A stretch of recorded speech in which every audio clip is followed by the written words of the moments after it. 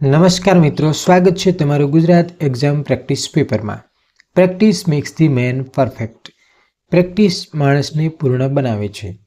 તો આજની પ્રેક્ટિસમાં આપણે જોઈશું ગુજરાતની ભૂગોળ વિશેના ખૂબ મહત્વના પ્રશ્નોત્તર। તો આવો મિત્રો શરૂ કરીએ। પહેલો પ્રશ્ન છે, ગુજરાતમાં કયો જિલ્લો સૌથી વધુ અરવલ્લી પર્વતમાળાથી પ્રભાવિત છે? ઓપ્શન્સ છે બનાસકાંઠા, સાબરકાંઠા, પંચમહાલ, દાહોદ। સાચો ઉત્તર છે સાબરકાંઠા। પ્રશ્ન નંબર 2, ગુજરાતમાં લેટેરાઇટ માટી મુખ્યત્વે કયા વિસ્તારમાં જોવા મળે છે? ઓપ્શન્સ છે ઉત્તર ગુજરાત, સૌરાષ્ટ્ર, દક્ષિણ ગુજરાત, કચ્છ। સાચો ઉત્તર છે દક્ષિણ ગુજરાત। પ્રશ્ન નંબર 3, નર્મદા નદીનું ગુજરાતમાં પ્રવેશ સ્થાન કયું છે?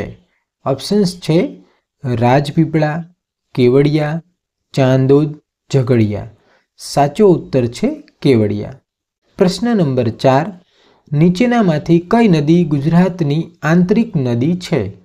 ઓપ્શન્સ છે ભાદર, લુણી, મહી, સાબરમતી। સાચો ઉત્તર છે લુણી।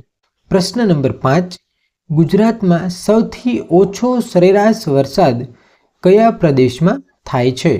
ઓપ્શન્સ છે દક્ષિણ ગુજરાત, મધ્ય ગુજરાત, સૌરાષ્ટ્ર, કચ્છ। સાચો ઉત્તર છે કચ્છ। પ્રશ્ન નંબર 6, કાળો કપાસિયો માટી ગુજરાતના કયા વિસ્તારમાં વધુ પ્રમાણમાં જોવા મળે છે?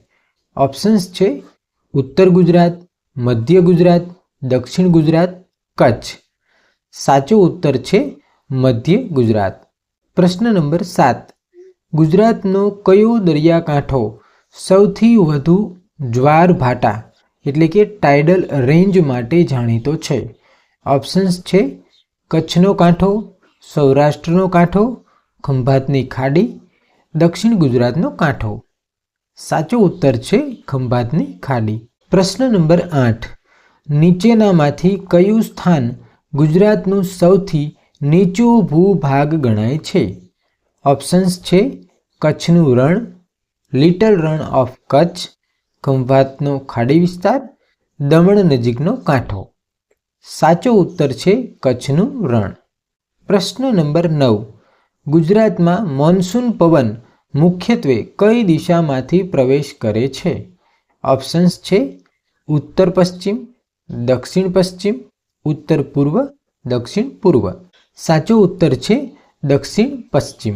પ્રશ્ન નંબર 10, ગીરના જંગલમાં મુખ્યત્વે કયા પ્રકારના જંગલો જોવા મળે છે? શીતોષ્ણ સદાબહાર વન, ઉષ્ણકટિબંધીય પાનખર વન, કાંટાવાળા વન, મેંગ્રોવ વન। સાચો ઉત્તર છે ઉષ્ણકટિબંધીય પાનખર વન। ઓકે મિત્રો, થેન્ક યુ। આવા જ સરસ મજાના ઉપયોગી વિડીયો જોવા માટે અમારી ચેનલને લાઈક કરો, શેર કરો અને સબસ્ક્રાઈબ કરો। Thank you.